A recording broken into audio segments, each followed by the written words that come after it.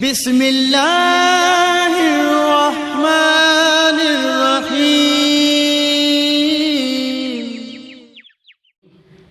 الصلاۃ والسلام علیکہ یا رسول اللہ وعلی آلکہ واصحابکہ یا حبیب اللہ۔ پہلے ہماری جملہ فعلیہ کے حوالہ سے گفتگو ہو رہی تھی۔ جملہ فعلیہ کے متعلقات کے بارے تفصیلی گفتگو کے بعد اب ہم جملہ اسمیہ کا آغاز کر رہے ہیں۔ جملہ اسمیہ کے اجزاء مبتدا اور خبر ہیں، پھر خبر کے وہی متعلقات آ سکتے ہیں جو فعل کے متعلقات ہیں، کیونکہ جب خبر صیغہ صفت کا ہوگی تو جو صیغہ صفت کا ہے وہ فعل والا عمل کرتا ہے، تو جو فعل کے متعلقات ہیں وہ صیغہ صفت کے متعلقات بھی ہو سکتے ہیں۔ مبتدا خبر کے جو مین قواعد ہیں نا وہ تین ہیں۔ پہلا قاعدہ یہ ہے کہ ایک معرفہ اور ایک نکرہ اکٹھے آ جائیں تو معرفہ کو مبتدا اور نکرہ کو خبر بنائیں گے۔ معرفے سے کیا مراد ہے؟ معرفے کی 7 اقسام میں سے معرفہ با ندا کو نکال دیں، باقی بالترتیب اس کی اقسام جیسے ضمیر، اسم ضمیر، علم، اسم اشارہ، اسم موصول، معرف باللام اور مضاف با معرفہ، تو ان میں سے کوئی آ جائے تو چونکہ وہ معرفہ کی اقسام ہیں تو وہ معرفہ کی قسم معرفہ ہی ہے، تو ایک ان میں سے کوئی معرفہ آ جائے اور دوسرا اسم نکرہ ہو۔ نکرہ سے کیا مراد ہے؟ اسم صفت۔ اسم صفت سے کیا مراد ہے؟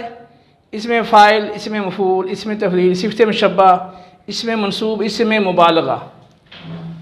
تو اسم صفت ہو لیکن یہ معرف باللام نہ ہو، غیر معرف باللام۔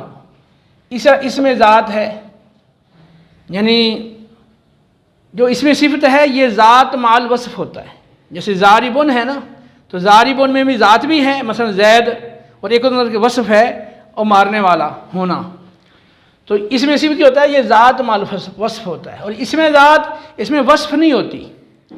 تو تین چیزیں ہوں گی، ایک ہوگی وصف، جیسے عدل کرنا یا ضرب مارنا، ٹھیک ہے، یا صدق سچ بولنا، یہ ایک وصف ہے، اور ایک ہے ذات مع وصف۔ تو آپ اسے کوئی صیغہ صفت بنا لیں، جیسے صادق سچ بولنے والا، ضارب مارنے والا، اور اسی طرح ناصر مدد کرنے والا، تو یہ ہے ذات مع وصف، یہ صیغہ صفت کا ہے۔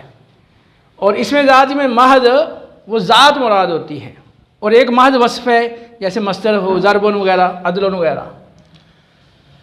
تو اب اس میں ذات یعنی جو چیزیں آپ کو اس کائنات میں نظر آتی ہیں، جیسے پہاڑ ہے، دریا ہے، چھت ہے، پنکھا ہے، گھر ہے، مدرسہ ہے، مسجد ہے، درخت ہے، قلم ہے، ان کے ہم نام لیں گے تو یہ اس میں ذات کہلائیں گے، جیسے قلم، لیکن یہ نکرہ ہو یعنی معرف باللام نہ ہو اس میں ذات، یہ اس میں صفت بھی غیر معرف باللام، اس میں ذات بھی غیر معرف باللام، تبھی نکرہ ہوں گے نا۔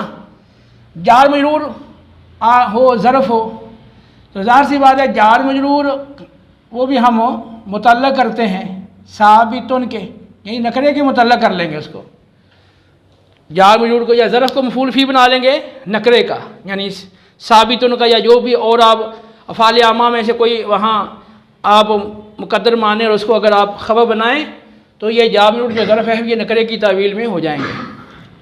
مرکب تام یعنی پورا جملہ اسمیہ ہو یا جملہ فعلیہ ہو، تو جملہ اسمیہ یا فعلیہ وہ پورا جملہ وہ نکرے کے حکم میں ہوتا ہے۔ مرکب ناقص ہے تو مرکب ناقص ہو لیکن وہ معرفہ نہ ہو، جیسے مضاف ہے تو مضاف معرفہ نہ ہو، یعنی معرفے کی طرح مضاف ہو کر وہ معرفہ بن جائے گا، تو ہو وہ نکرہ ہی، یا موصوف صفتیں اور دونوں نکرہ ہوں تو وہ مرکب ناقص ہے۔ اور بھی صورتیں ہیں مرکب ناقص کی، تو ایک معرفہ ہو اور ایک نکرہ ہو، یعنی معرفے کی 6 اقسام میں سے کوئی ایک معرفہ آ جائے اور نکرے کی یہ 6 جو صورتیں ہیں میں سے کوئی ایک نکرہ ہو، تو پھر معرفہ کو آپ مبتدا بنائیں گے، نکرہ کو خبر بنائیں گے، ٹھیک ہے۔ مزید اس کی جو مثالیں ہیں میں پھر آگے کراؤں گا، پہلے آپ اجمالی طور پر ان قواعد کو سمجھ لیں۔ دوسرے نمبر پر جو قاعدہ ہے 2 معرفے اکٹھے آ جائیں، تو اب اگر ان میں سے کوئی ایک ضمیر ہو، ایک معرفہ ہے وہ ضمیر ہو، وہ پہلا ہو یا دوسرا ہو، کوئی ایک ضمیر ہو یا دوسرا عارف ہو، یعنی جو دوسرا معرفہ ہے وہ پہلے معرفے سے وہ معرفت میں زیادہ ہو، اور معرفے کے جو درجات ہیں اس میں ضمیر متکلم یہ سب سے زیادہ معرفہ ہے، پھر اس کے بعد ضمیر مخاطب ہے، پھر ضمیر غائب ہے، پھر علم ہے، ٹھیک ہے، پھر اسم اشارہ اسم موصول یہ دونوں ایک ہی درجے میں آ جاتے ہیں، مبہمات میں سے ہیں نا، پھر اس کے بعد معرف باللام ہے، ٹھیک ہے۔ یہ ترتیب ہے کہ جو سب سے زیادہ معرفہ ہے وہ ضمیر متکلم ہے، پھر اس کے بعد جو کم معرفہ ہے وہ ضمیر مخاطب، اس سے کم معرفہ ضمیر غائب، اس سے کم معرفہ علم، اس سے کم معرفہ وہ مبہمات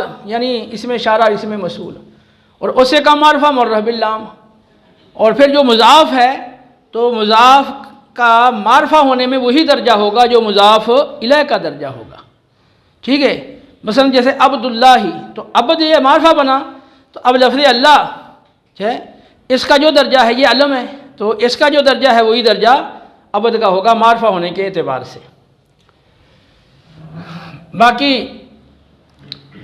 دیکھیں کہ 2 معرفہ اکٹھے آ جائیں اور ان میں سے کوئی ایک ضمیر ہو یا دوسرا عارف ہو یا دوسرا اسم ذات ہو، دوسرا جیسے اسم ذات کا ذکر اوپر بھی آ چکا، اور وہاں تھا کہ اسم ذات پہ الف لام نہ ہو، یہ وہ اسم ذات ہے جو معرف باللام ہوگا، ٹھیک ہے، جیسے الشجر، الکتاب، تو اول کو مبتدا اور ثانی کو خبر بنائیں گے، اول کو مبتدا ثانی کو خبر بنائیں گے، کیونکہ اگر دونوں میں سے کوئی ایک ضمیر آ گئی تو وہ موصوف صفت نہیں بن سکیں گے، کیونکہ ضمیر نہ موصوف بنتی ہے نہ صفت بنتی ہے۔ دوسرا عارف آ گیا تو صفت میں یہ ہے موصوف کا درجہ صفت سے زیادہ ہوتا ہے، تو یہاں دوسرے کا درجہ زیادہ ہے، اس وجہ سے وہ موصوف صفت نہیں بن سکتے۔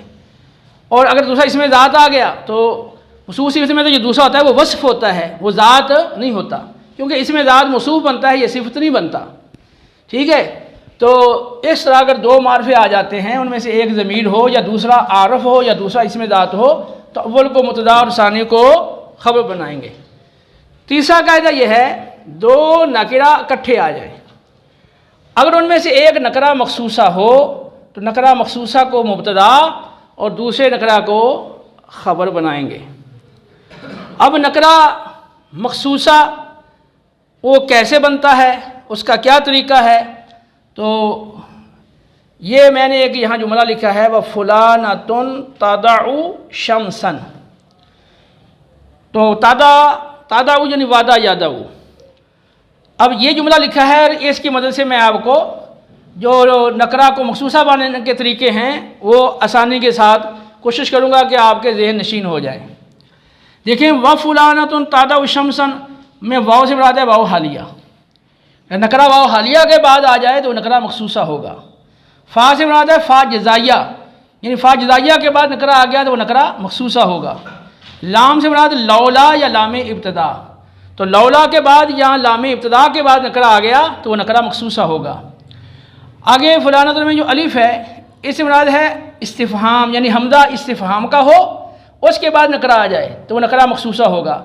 اس طرح ان کے ساتھ مضارع، یعنی فعل مضارع ان کے ساتھ آ جائے، پہلے اس سے ان آ جائے تو وہ فعل مضارع جو ان کے ساتھ مل کر آیا تو وہ بھی ان کے طویل میں ہو کر وہ اسم بن جائے گا اور وہ نکرہ مخصوصہ ہوگا۔ نون سے مراد ہے حرف نفی، تو حرف نفی کے بعد نکرہ آئے گا تو نکرہ مخصوصہ ہوگا۔ اور فلانۃن تا سے مراد تنوی، یعنی جو نکرہ ہے تو انواع کے لیے آئے، یعنی جیسے سورہ حل اتی کا حدیث الغاشیہ میں دیکھیں وجوہ یومئذ خاشیہ، تو کچھ وہ چہرے ہوں گے جو جھکے ہوئے ہوں گے اور کچھ چہرے جو ہیں اس کے مقابلے میں وجوہ ناعمہ، تو جو کچھ چہرے ایسے ہوں گے جو نعمتوں کے اندر ہوں گے، تر و تازگی کے اندر ہوں گے۔ اسی طرح کچھ چہرے ہوں گے کہ وہ روشن ہوں گے اور کچھ جو ہیں سیاہ ہوں گے، جیسے سورہ آل عمران کے اندر آ جائے. تو یہ نکرہ جو ہے تنویع کے لیے آ رہا ہے. وجوہ نکرہ ہے لیکن بیچ میں او آ رہا ہے کہ کچھ چہرے ایسے ہوں گے اور کچھ چہرے ایسے ہوں گے. تو نکرہ تنویع کے لیے آ جائے، انواع کو بیان کرنے کے لیے آئے، بیچ میں او ہو یا نہ ہو، یا نکرہ تمیم کے لیے آئے کہ نکرے کو ذکر کیا گیا اور مراد وہ نکرہ عموم کے ساتھ لیا گیا. تو عموم اس سے مراد ہے. ٹھیک ہے، جیسے نفس کا لفظ بولا اور نفس مراد وہ ہر نفس ہو، تو اس وقت بھی نکرہ کیا ہوگا؟ تنویع کے لیے ہو یا تمیم کے لیے ہو تو نکرہ مخصوصہ ہوگا.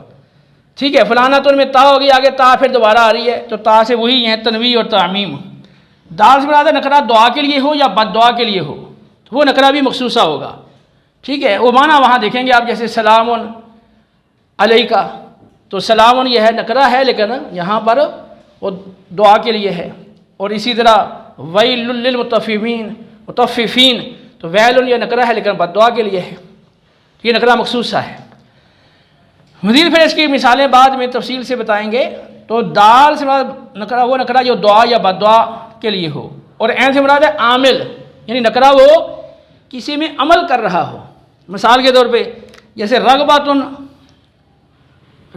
فی الخیر، خیر میں یعنی بھلائی میں رغبت کرنا، خیرن اچھا ہے، تو یہ خبر ہے اور یہ مبتدا ہے. تو رغبتن یہ فی الخیر رغبتن کے متعلق کیا تو رغبتن کیا بن گیا؟ اس کا عامل بن گیا. تو یہ نکرہ جب عمل کر رہا ہے فی الخیر کے اندر تو اس لیے یہ مخصوصہ بن گیا. ٹھیک ہے، تو اس وجہ سے یہ مبتدا خبر بن سکتے ہیں. تو یہ ہے کہ نکرہ عامل ہو تو وہ نکرہ بھی مخصوصہ ہوگا. اس کے بعد شمسن میں شین ہے، تو وہ شین سے مراد ہے کہ نکرہ جواب شرط واقع ہو. تو جب وہ جواب شرط نکرہ واقع ہو تو وہ نکرہ بھی مخصوصہ ہوگا. شمسن میں میم آ گیا، نکرہ مضاف ہو، جیسے کلو نفس ہے، تو کل ہے تو نکرہ ہی لیکن مضاف ہے. نکرہ مضاف ہو تو بھی نکرہ مخصوصہ ہوگا. نکرہ مصغر ہو، اس میں مصغر جیسے قریشن وغیرہ، تو پھر بھی وہ نکرہ مخصوصہ ہوگا. نکرہ موصوف بن جائے تو بے شک اس کی صفت نکرہ ہی آ جائے تو وہ بھی نکرہ جو موصوفہ ہے وہ بھی نکرہ مخصوصہ ہوگا. اور معطوف ہے یعنی نکرے پر معرفے کا عطف ہو، تو جب نکرے پر معرفے کا عطف ڈالیں گے تو وہ نکرہ بھی مخصوصہ ہو جائے گا. تو یہ نکرہ مضاف ہو یا مصغر ہو یا موصوف ہو یا معطوف علیہ ہو تو یہ نکرہ مخصوصہ ہوگا. اور سین سے مراد ہے کہ سوال کا جواب، جو نکرہ ہے وہ کسی سوال کے جواب میں واقع ہو تو وہ نکرہ مخصوصہ ہوگا. تو یہ آپ کو میں نے اختصار کے ساتھ یہ نکرہ مخصوصہ کے مختلف طرق آپ کو بتا دیے ہیں. تو یہ مبتدا خبر کے مین 3 قواعد ہیں. ظاہر سی بات ہے جب 2 اسم آئیں گے اکٹھے تو یا تو وہ دونوں معرفہ ہوں گے یا دونوں نکرہ ہوں گے، یا ان میں ایک معرفہ ہوگا یا ایک نکرہ ہوگا. تو 3 احتمالات ہیں عقلی طور پر بھی. تو ہم نے اس لحاظ سے 3 قاعدے ہی بنائے ہیں کہ ایک معرفہ ہو اور ایک نکرہ ہو تو معرفہ کو مبتدا نکرہ کو خبر بنائیں گے. اگر 2 معرفے اکٹھے آ جائیں، ان میں سے ایک ضمیر ہو یا دوسرا عارف ہو یا دوسرا اسم ذات ہو تو پھر پہلے کو مبتدا دوسرے کو خبر بنائیں گے. اور اگر 2 نکرے اکٹھے آ جائیں تو ان میں سے اگر ایک مخصوصہ ہو تو نکرہ مخصوصہ کو مبتدا دوسرے کو خبر بنائیں گے. یہ قواعد میں نے کوشش کی کہ زیادہ لمبے قواعد بنانے سے کہ کئی قواعد بن جائیں، کثیر قواعد بن جائیں تو ان کی ضبط میں مشکل ہوتی ہے. تو جس طرح میں نے سلف کے اندر وہ 4 قواعد ترتیب دیے تھے تاکہ وہ ان کا ضبط جو ہے وہ آسان اور سہل ہو جائے. تو یہاں بھی میں نے مبتدا خبر کے جو قواعد تھے تو ان کو کوشش کیا کہ ان 3 قواعد کے اندر کسی طرح سے ان کو شامل کر دیا جائے تاکہ مبتدا خبر کے قواعد کا